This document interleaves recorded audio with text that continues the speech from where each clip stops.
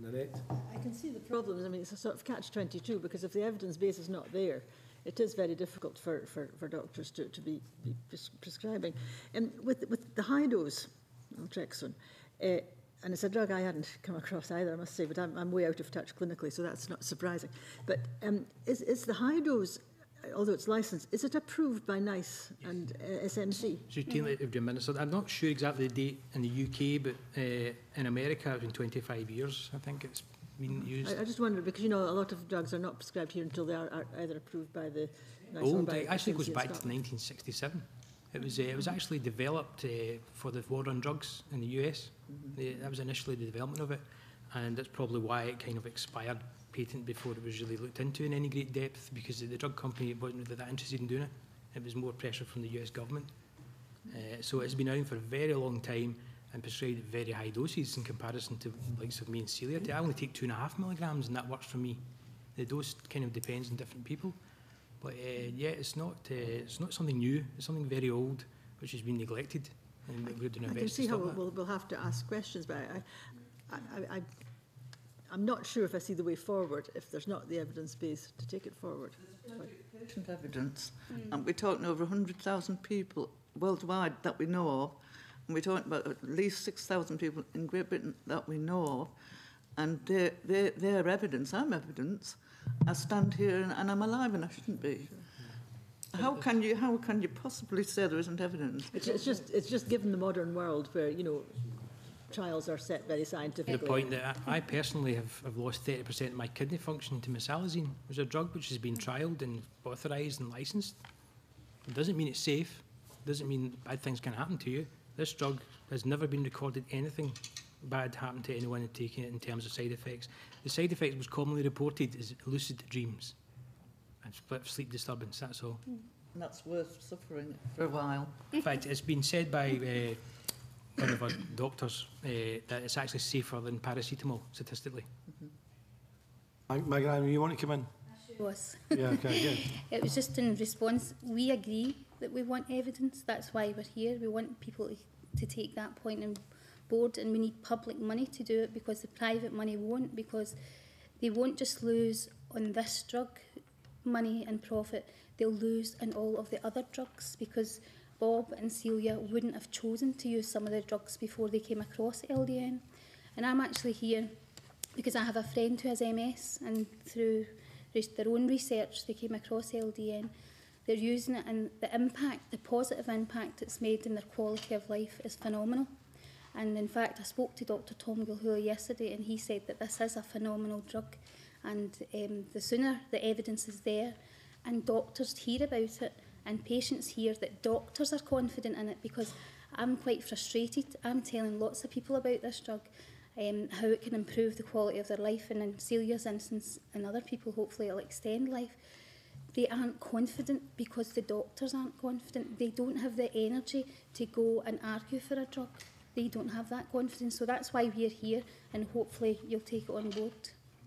Can I tell you about an old lady that lived in Falkirk, and she was diagnosed with lung cancer, and her daughter in America asked me to keep an eye on her, like, and so I did, and she wasn't offered any chemotherapy or any radiation because she had some underlying problems, which I did too at the beginning. However, she died last week. Now, if she could have been offered low-dose naltrexone as a routine thing, it could have maybe given her more time with her family, and it could have given her hope. And as it was, she had none. And I think that's dreadful. One point that we quite often come back to is the part of the GP's the proper word is the Hippocratic Oath, really, is first do no harm. LDN doesn't do any harm. There's no serious side effects. The worst that can happen is you take it and it doesn't improve your life much. People who do find it does work find they get benefits pretty quickly. It'd only take a few weeks of it to say, is that working for you or not? And people could be waiting for months for chemotherapy drugs. Why can't they be on LDN in the meantime? What is the worst that can happen to them? Nothing. Nothing. So it's just sometimes incomprehensible we're having this discussion. Why are you even talking about this? What we want to do, I'm conscious of our time. I mean, I think there's a number of members really keen on the issues being thrown up by your petition. So let's try and identify what those things are. I think, was Anne, were you indicating, or was it Robin? Okay. Me. Well, maybe Anne, Robin as Anne well. first, then Robin. I got in first.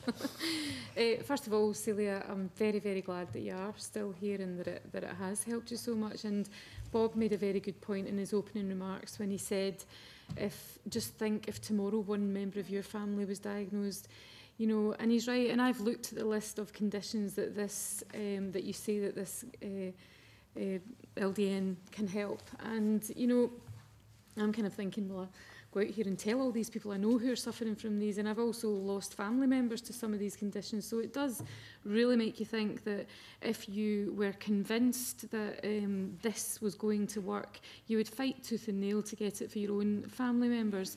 But I think the important point is about the clinical trials. I mean, you've said that it doesn't do any harm, but that's the point of clinical trials. And I understand your point that what you hear today, one of the things you're here for today is to say there need to be clinical trials so that GPs feel more confident and patients feel more confident in using it.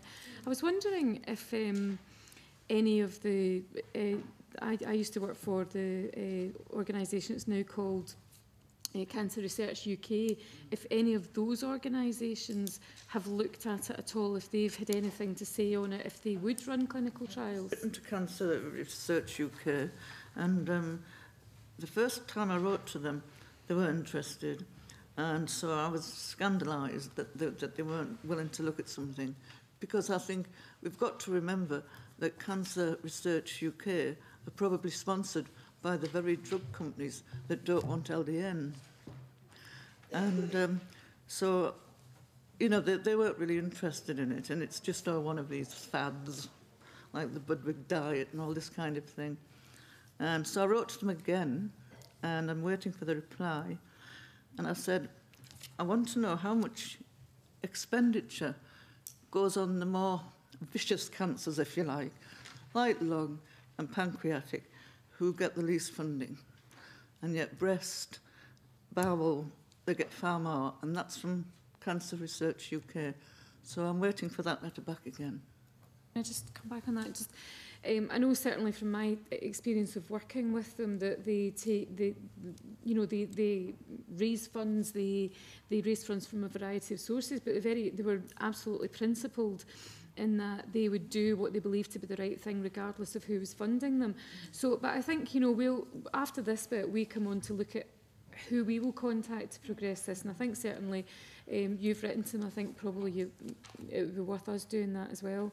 But not just Cancer Research UK, just whoever does clinical trials. I don't know a great deal about it, but whoever can do clinical trials other than the drugs companies.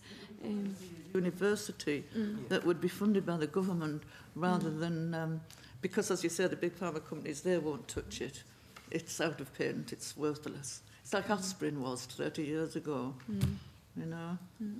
I think that's the important thing. I mean, we look to you as our public servants to explore all the avenues here to do this, because basically the private industry aspects failed us. You know, that system just doesn't work for us. We cannot get this drug. And to be honest, the way things work with the GPs has kind of failed us too. One thing that someone brought up was a very good point. What happens if you go to a GP who prescribes you in the NHS, say you're not exactly flush with cash and can't afford to go private? What happens if that GP then retires and the other GPs in the practice refuse to give you it? What do you do then? You know, and some people have said, is that not a human rights issue? You refuse treatment for something. What do you do then? You know, these are the kind of things you have to deal with. What GP can I go to get it? How do I know? I have to just keep phoning them up to find one in my area that can.